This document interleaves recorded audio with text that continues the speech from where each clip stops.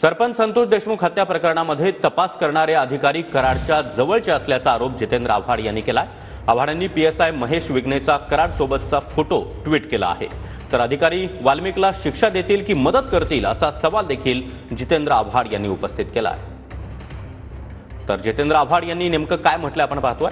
संतोष देशमुख हत्या प्रकरणामध्ये सरकारने नेमलेल्या एसआयटी मध्ये एक प्रमुख आयपीएस बाहेरील नेमला आहे।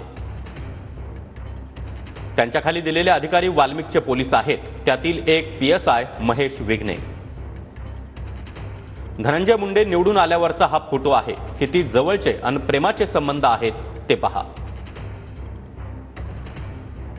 असले अधिकारी वाल्मिकला शिक्षा देतील की मदत करतील।